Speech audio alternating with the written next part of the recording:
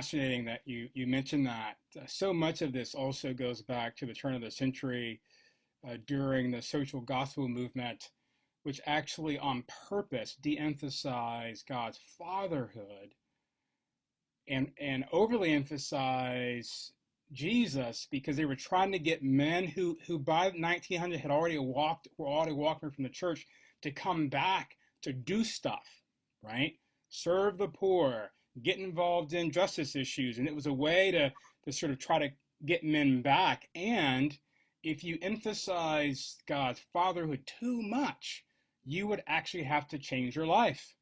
And so to take some of the pressure off on sort of morally directing people, a lot of the emphasis went that way.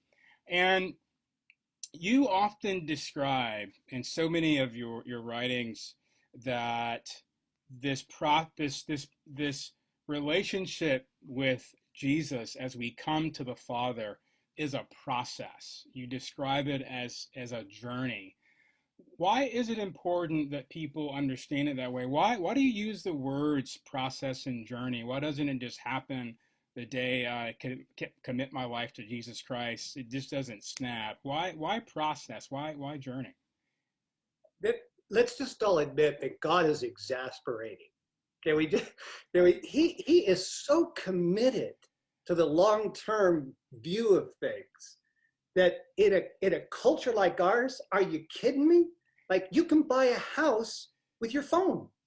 Like, you can, it's unbelievable. You can do all your banking, you can do your grocery shopping.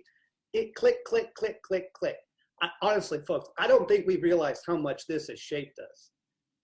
We live in a moment of time now. Obviously, pandemic tensions, the November elections, gadzooks, that aside, we have created the highest level of comfort as a culture that any society has ever known in the history of the world.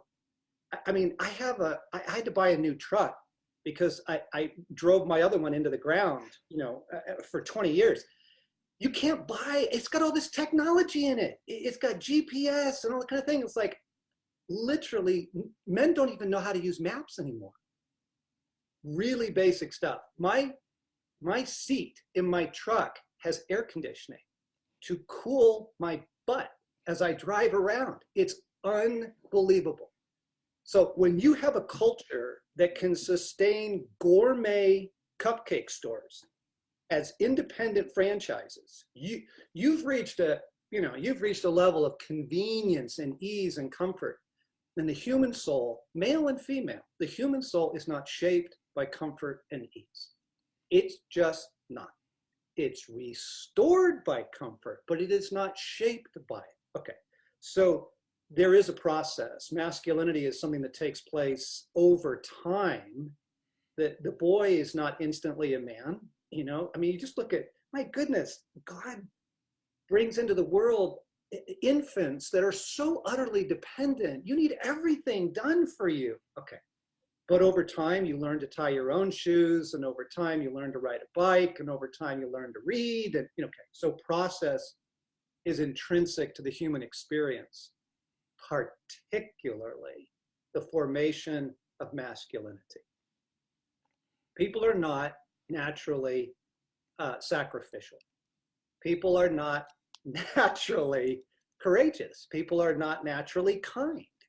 These things need to be formed in individuals over time.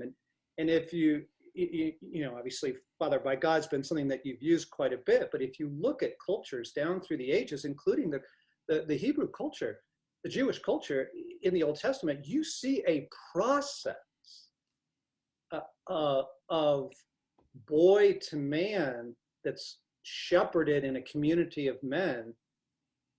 And we all want the fruit. Nobody is arguing about the fruit of it. We want men who are kind. We want men who are strong. We want men who are true, men who are brave. That whatever the quality was in the firefighters that ran up the stairs, in the World Trade Center when everybody else was running down, everybody recognizes that's a good thing. We no longer know how to produce it. right. And because of that, so many students that I encounter are lost. They're directionless. What do you want to major in? I don't know. What do you want to do with your life? I don't know. They don't have an imagination because they